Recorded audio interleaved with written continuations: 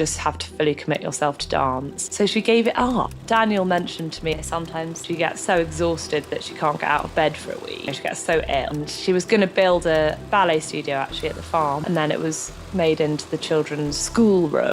It really, really struck a deep chord in people, and mostly in women. My name is Hannah Neeleman. I am Mrs. American 2023. This is what he wanted, and what she wanted was something very different. From living out her dreams at Juilliard at 17 to abandoning it all in favor of a large family with allegedly no say in what she really wants in life, Mormonism is one heck of a drug. The story of Ballerina Farm is a mess I never even knew about up until about a week ago. And that was when I came across 2 articles written by Megan Agnew from The Times. It spoke all about this tradwife influencer Hannah Neeleman, who'd apparently been the face of all the hype around traditional homesteading and childcare online, only for it to reveal the deep, dirty truth that'd been somehow hiding beneath the polished exterior they've been showing the world. So I decided to hop right down the rabbit hole too, and what I found was extremely disturbing. Disclaimer time, all information presented in this video is alleged. Please don't sue me. Thanks. At just 18, Hannah Wright was a Juilliard undergraduate in their contemporary and modern dance program, and was possibly one of the best dancers in the nation. Especially if you consider the fact that Juilliard only ever accepts 12 men and women into their dance programs once a year. And yet she gave all of it up for her husband, Daniel Neeleman. Ugh. Brother, ugh. The first thing I thought about when I first fell down this rabbit hole was, who even are these people? Why have I never even heard of them? And just why are the vibes so off? Hannah's been making content for over 11 years now. First starting from her old blog We Took the Train, and the ride is oh so good, in January of 2013, before finally finding fame under her popular Ballerina Farm accounts, with, at the time of recording, over 7.5 million followers on TikTok, 9.7 million on Instagram, and 1.6 million on YouTube. A lot of the stuff she puts out is exactly the kind of content you'd expect to see coming from a tradwife account, much of which includes videos of Hannah cooking from scratch, milking her cows, and raising her kids with Daniel around the farm. In many posts over the years, Hannah tells the wonderful tale of how she met Daniel through a mutual friend at a college basketball game. At the time, she was about 21 and he was 23. Hannah had come from humble beginnings in the state of Utah, where her parents ran a flower shop, while Daniel grew up extremely wealthy in Connecticut, with his father being the literal CEO and founder of an airline company that rhymes with wet glue. Yes, that wet glue. Never fly JetBlue. Police say a man missed his JetBlue flight from Vegas to LA. He then got mad and called the airlines and told them there was a bomb in his bag. Huh? So, you think you're supposed to phone my mom like that? hello, be quiet! Be quiet! Not to mention the fact that he also founded 6 whole other different companies in the airline industry. Now I'm sure you're wondering, but what does any of this information have anything to do with why people are freaking out over the articles? So I'll let you in on a little secret. The first date that Hannah and Daniel had ever gone on was on Hannah's 5-hour flight back to New York City, where Daniel had supposedly pulled some strings to get himself a seat directly next to her on the plane, telling her that he'd made a call. Setting aside how disturbing that is, Daniel effectively trapped her with him in a tight, confined space, floating about 30,000 feet in the air with nowhere else to go. In the article, Daniel says, "I saw her and I was ready to go. Sign me up. I was thinking, let's get married. But she wouldn't go on a date with me for 6 months." In an old Q&A video, Hannah also reveals the fact that Daniel had told her he loved her just a mere 6 days after they first met. Okay, Daniel said I love you first. Yeah, I did. After how many days of dating? A week. Yeah, it was 6 days. And then Hannah had a freak out afterward. And if you thought it couldn't get any worse, in the interview, Hannah says this. Back then, I thought we should date for a year so I could finish school and whatever. And Daniel was like, it's not going to work. We've got to get married now. And to quote the article, after a month, they were engaged. 2 months after that, they were married, moving into an apartment Daniel rented in the Upper West Side. And 3 months after that, she was pregnant with her first child and was apparently the first Juilliard undergraduate to be pregnant in modern history. At this point, I was extremely confused. Why was she so willing to leave everything behind so quickly and so easily? I thought that ballet was her dream. And in a post she made in 2018, she even talks about how getting into Juilliard was everything she'd wanted since she was 11. She even talks about how she trained so hard for 6 whole years just for a shot at attending one of the most prestigious liberal art schools in New York City. And yet she gave it all up? Why was that? And that's when I discovered the most important part of it all, and the one thing that gives any of the story any semblance of sense. Hannah Neeleman and her husband Daniel are both members of the Church of Latter-day Saints, both of whom were raised in big Mormon families, with Hannah being the 8th out of 9 kids and Daniel being 1 out of 10. This meant that while the news of Hannah's pregnancy may have come as a shock to many, it definitely wasn't to those who knew her and her background well. Members of the Church of Latter-day Saints, or Mormons for short, are famous for placing a huge priority on marriage and children. And while I was doing some research about what Mormonism was and what it entailed, I actually found an old journal article that was published all the way back in 1988. Here, the researchers had interviewed multiple Mormon women who had at least 7 children, and they had found a much higher dominance of religious explanations for why they had so many kids. Among the reasons given were that they believed each family has a predestined number of children, followed by how having large families conforms to the council of church leaders. The Mormons who were interviewed also believed that interference such as birth control in the reproductive process is wrong, and most importantly, they believed that spirits in heaven should have the opportunity of coming to good Mormon families. This is especially so since part of the Mormon doctrine holds that spirit children exist with God, waiting to be born into human bodies. Although the reasons vary, this kind of shows that how for centuries Mormons took the biblical statement to multiply and replenish the earth very seriously. And so I decided it was time to try and understand what was really up with Ballerina Farm with this newfound knowledge in my head. Now in the article, there are points that are certainly very alarming, especially when it comes to how Hannah is being described. From the story of her attending a pageant barely 2 weeks after she had a baby, to being sometimes so tired that she stays in bed for a whole week straight. And even the tale of how Daniel had allegedly, listen to me okay, allegedly pressured her into marriage despite Hannah wanting to date for at least a year first so she could finish up with school. There's a lot that's going on here, but I'll try my best to break it down for you guys. What had caused the biggest uproar from everyone online was this part of the article. When Megan had finally gotten a quick moment alone with Hannah, she asked her the question that started it all. Was this what you always wanted? So let's take a look at what Hannah had said in response to that. No.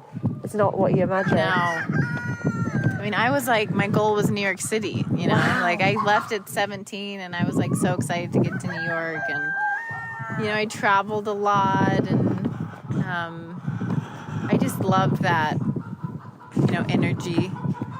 But then Where when you were going to be a ballerina, that's what you sort of dreamt of? Yeah. But I knew that when I started to have kids, my life would start to look different. The article continues to talk about her journey with farm life when Hannah says, "Our first few years of marriage were really hard. We sacrificed a lot. But we did have this vision, this dream," and this is where Daniel interrupts. He says, "We still do." And so Megan asks him, what kind of sacrifices?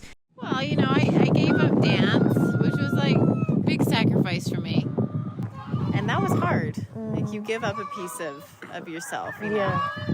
Daniel gave up, you know, his career ambitions, and we were like, okay, let's start something together. Like, those were big sacrifices for us.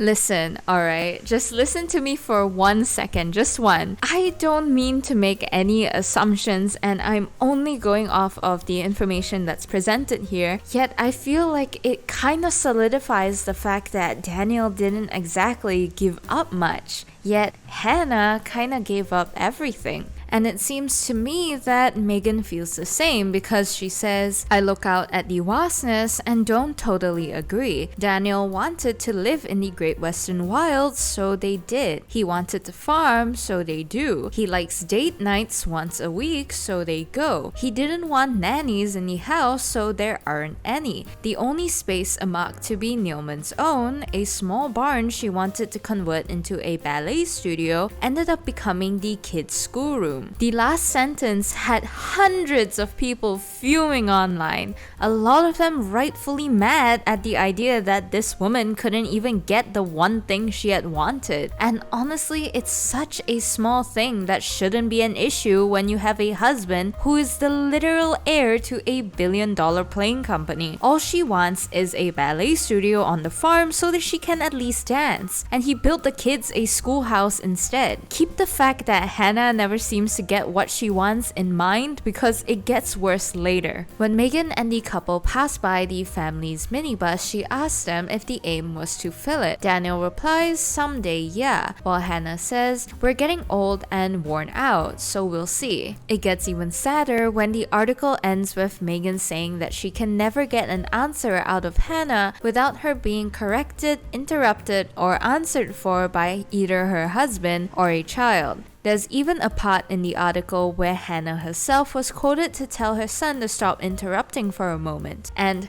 you know what? I'm well aware that this is extremely normal behavior for kids, but maybe I'm overthinking. It kind of reveals a little bit about the dynamic of the family. The constant interruption, even by the kids, kind of shows a larger pattern where Hannah's voice seems to be consistently overshadowed. And the final nail in the coffin comes when Hannah herself admits that while her pageant gowns used to reside in her bedroom cupboard, they were eventually shoved aside in favor of all her 8 kids' stuff, and that Daniel had ended up keeping them in the farm's garage instead. I honestly feel sad for her that her husband turned her would-be studio into a schoolhouse for her kids and keeps her dresses in the garage of all places. Being the heir to such a huge airline company and allegedly still not spending any of that money to build his wife a dance studio or even a bigger closet really tells me all I need to know about that man. With how horrifying everything sounds in the article, I feel like any sane person would be itching to leave, to turn around and run and never return. So why didn't she? Now this is the part where I'm gonna have to tell you guys to strap in, because I'll be taking you guys on a roller coaster down this rabbit hole. Let's start with the Mormonism. I will say that religious indoctrination from a young age really removes any agency from both men and women alike. And in this case, I think it's important to remember that they're both members of the LDS, which meant that Hannah had grown up with an entirely different rule set than non-Mormon women. Even without Instagram and TikTok and all the fame that came with it, this was still going to be the life she'd be living eventually. Now, I don't want to be presenting this information as if Hannah never had a say in her life choices. She was 21 at Juilliard living her dream in New York City, and she always had the chance to say no. However, we also have to come to an understanding about how Hannah was raised. In Mormonism, most girls are told from the moment that they open their eyes that all they're good for are being mothers, wives, and homemakers. What were you taught about your gender role? A wife and mother. What about education and work? No, I think education to teach your kids, education to be better for others, but not education for the betterment of yourself. I wanted to get in the accounting program, and I was told I'm not to take a seat of a guy. What about career? No, absolutely not. What do you mean? What were you taught? Not to have one. Only a career that allows you to still be a mom. They're taught the virtues of serving their family above all else. Who cares about your frivolous dreams when what you should really want to be in life is a dutiful wife and mother? And this is something we see Hannah echo in the video where she's pregnant with her first child. Even when I first started dancing, I felt like dance was a part of me. It was a part of who I was. It was a part of who I was meant to be. And then later on, as I become a mother, I feel that same connection to this calling, that it's a part of me, that it's who I was meant to be. I really feel like I was meant to be a mother. It's also very normal for Mormons to get married and engaged as quickly as possible, which also explains why Daniel had pushed for it. Some Mormons even argue it's because they genuinely met the love of their life, while others may say it's because they're probably young, horny, and pent up, especially since sex before marriage is genuinely looked down upon by the Mormon community. Speaking of this, I just learned what soaking is, and I genuinely don't think I have the mental capacity to really explain what it means. So please enjoy this clip featuring Josh Peck and an ex-Mormon doing it for me. You can have your friend go under the bed for you and put their feet up on the mattress and push it up and down. So then you get the friction, but it doesn't count. Oh my God. Now, I want to preface this by saying that there's absolutely nothing wrong with wanting to be a traditional housewife or mom. However, given Hannah's upbringing, it's no surprise that she chose the path she did when these beliefs were ingrained in her from the start. This is also absolutely not to say that she has no accountability in any of her actions or the choices she has made since, but it definitely puts things into a much better perspective. In an old blog post back in October of 2013, Hannah talks about how lonely and depressed she was when they first moved to Brazil. She says, "Daniel has been working like a dog, which means he works all the time. He leaves around 7:30 a.m. and then he doesn't get home till about 10 p.m. Terrible. Henry and I don't have a car because the man has to drive it to work, which is about an hour and a half away. So we have really been getting some good one-on-one time. He loves me and I love him. When I get depressed, usually around Wednesday because I haven't left the house in a few days and I never see my husband, I just listen to Henry and try to really live in these little moments when it's just he and I in the house."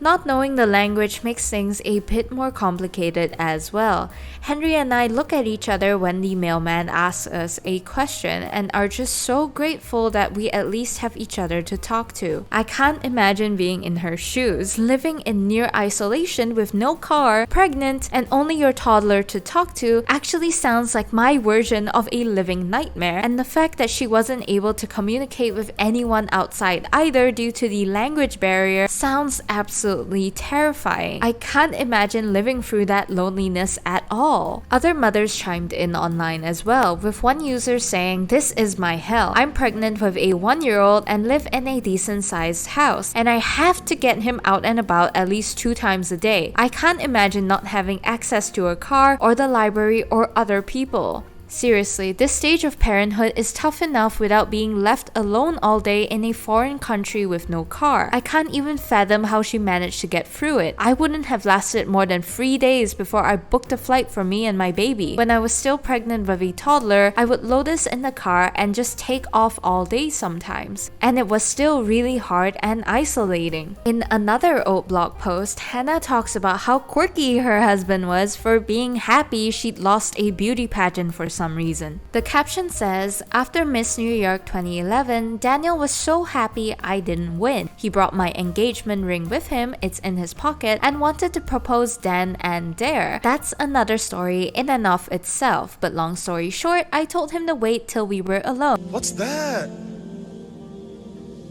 What's that, brother? In a 2011 article where Hannah was interviewed after the Miss New York 2011 pageant, it says, "Wright was recently in Utah for her temple wedding, something she would have put on hold if she'd won the state pageant, and needed to take time out to prepare for the Miss America scholarship pageant. If I'd won Miss New York, there would have been no wedding this weekend," Wright said. "As it is, I'm actually in Utah and being married." Could this be the reason why he didn't want her to win that pageant? Either way, it's still kind of odd to me why he wanted to so badly still propose to her in front of everyone when she lost. Now, remember like an hour ago how I told you guys that it would get worse? Take a look at this. Okay, that's my birthday present from Daniel. Hoping they're tickets to Greece. Where's it from? I don't know, the boys took it off. I took it off. It's from Ukraine. So So, plane tickets?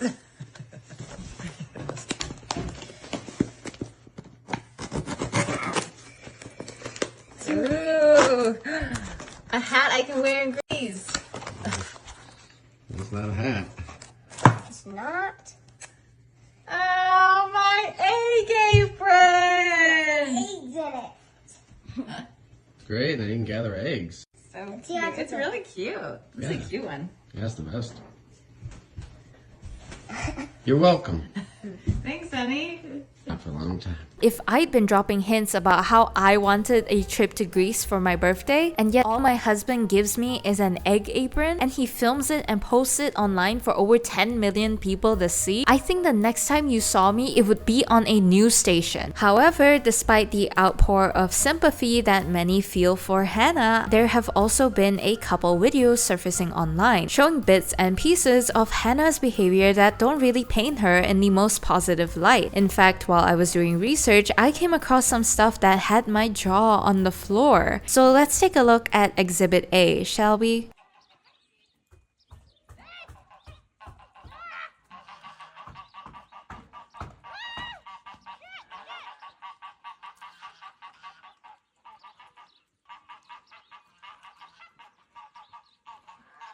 I'll be honest, I don't really know what the point of kicking the geese was for, since they didn't seem like a threat at all. And believe me, I've lived through getting chased by geese. I know firsthand how angry those birds can be. But I just don't see them as threatening here at all. But I definitely know what some of you guys are thinking. You know, what, you can't just punch geese in the back of the head anymore without people getting all up in arms and upset about it? Pfft.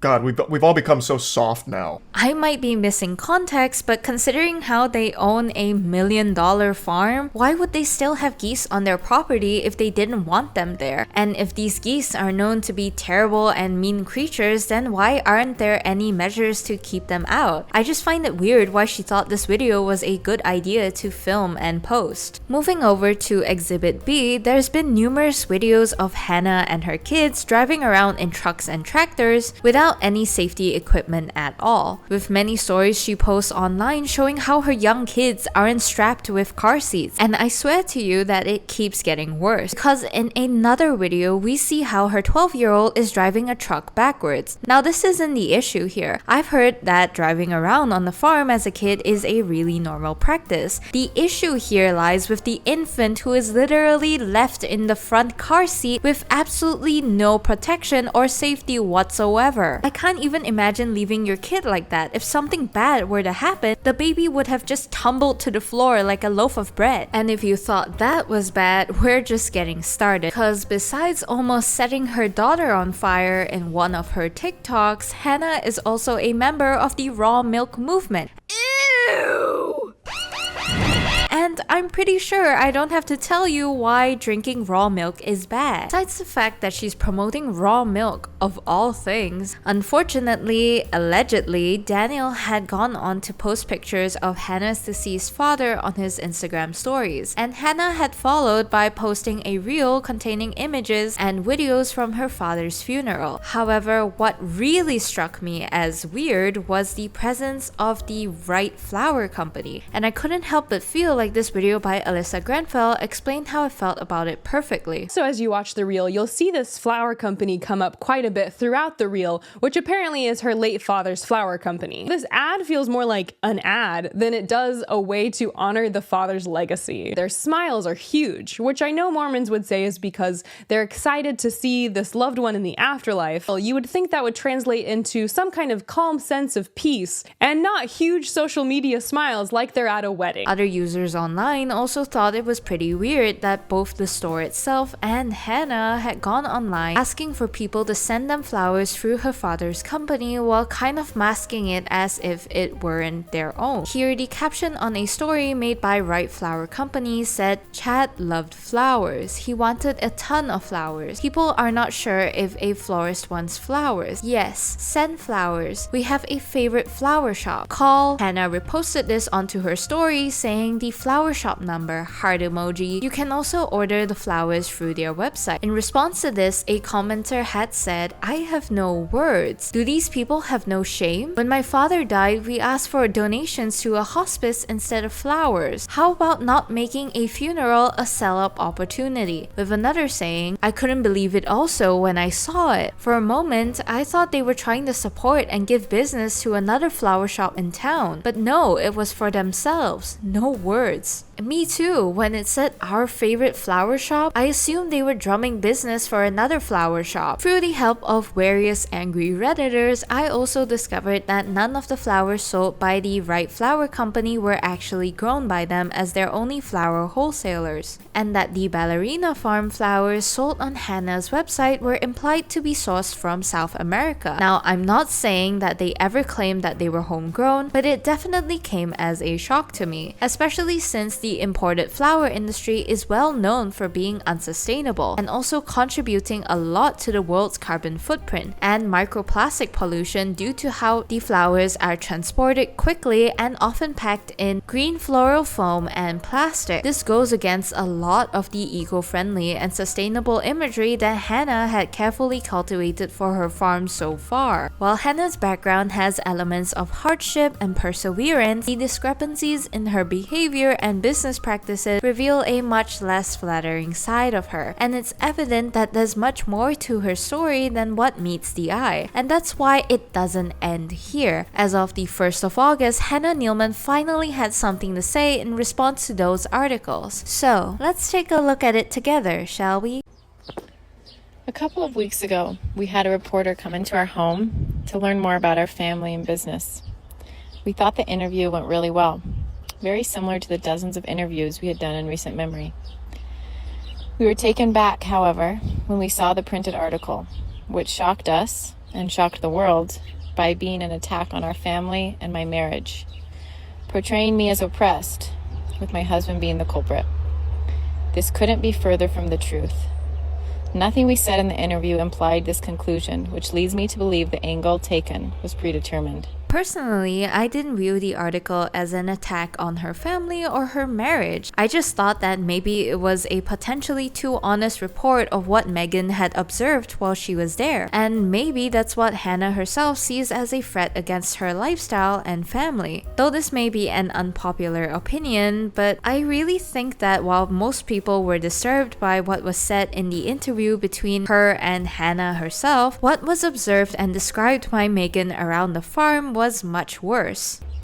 For Daniel and I, our priority in life is God and family. Everything else comes second. The greatest day of my life was when Daniel and I were married 13 years ago. Together we have built a business from scratch. We've brought 8 children into this world and have prioritized our marriage all along the way. We are co-parents, co-CEOs, co-diaper changers, kitchen cleaners, and decision makers. We are one. And I love him more today than I did 13 years ago. We have many dreams still to accomplish. We aren't done having babies. We are... Okay, the fact that she's holding her 6-month-old with her arm like that while driving a truck without a seatbelt on is pretty terrifying to me. So let's just quickly talk about basic car safety, okay? If anything bad were to happen, not only would you be at risk of getting crushed like a soda can, that baby could also fly out the window. I genuinely don't get why she's so against seatbelts or car seats for her kids. But then again, she also drinks raw milk, so I guess we already know her stance on science and safety. We are excited for our new farm store to open, and I can't wait to see what the future holds for the rest of it. But for now, I'm doing what I love most, being a mother, wife, a businesswoman, a farmer, a lover. Ignoring that weird cutoff at the end, I thought that it was pretty odd why Hannah never mentioned anything at all that could refute what was said in the article, besides her wanting to continue having children and how she's supposedly never been happier. The video was obviously met with a lot of support and even more backlash. Why are you doing interviews? If you're living a simple lifestyle, why do you feel the need to interview and put yourself out there for everyone to judge? Instead of replying like this, she could have just specifically denied or answered to the claims, like being gifted an apron when she was expecting a trip to Greece, the ballerina room being turned into the kids' schoolroom, not talking in a relaxed fashion when mentioning she had an epidural, the husband having the power to hire maids to help her but making her do most of the chores anyway. I don't care what you put first, if it's God or the family. I was just expecting a follow-up on these claims. And you know what? Maybe she really just does love this life of hers. Who am I to judge, really? Rich husband, perfect kids, milking cows on the farm. What else could a good Mormon girl want, am I right? So there is something I really can't seem to shake. I can't help but feel like the whole dialogue of the video is extremely scripted and robotic, as if it was carefully combed through by lawyers and PR specialists before being posted online. There's not much of any emotion that you can hear through her voice at all, and that just seemed odd to me. But maybe I'm just overthinking. Maybe in a couple months' time we'll be seeing her posting videos of her enjoying her time in Greece.